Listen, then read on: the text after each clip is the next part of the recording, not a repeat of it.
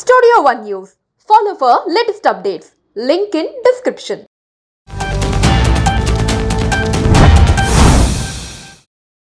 Court cinema తరహాలోనే కడపలో real scene సంచలనం రేపుతోంది.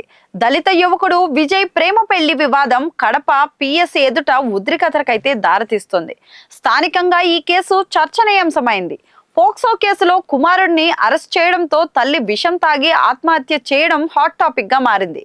కోర్టు సినిమా తరహాలోనే కడప రియల్ సీన్ సంచలనం రేపింది. కడప శివారు రామరాజుపల్లికి చెందిన విజయ్ అదే ప్రాంతానికి చెందిన 17 ఏళ్ల బాలికనైతే ప్రేమించాడు.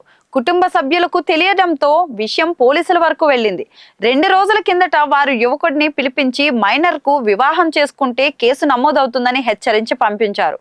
ఈ నేపథ్యంలో ప్రేమికులిద్దరూ పారిపోయారు. దీంతో యువతి తల్లి తాలూకా వాళ్ళు స్టేషన్ కు వచ్చి ఫిర్యాదు చేశారు. పోలీసులు గాలించి విజయ్ ని పట్టుకుని పోక్సో కేసు నమోదు చేశారు.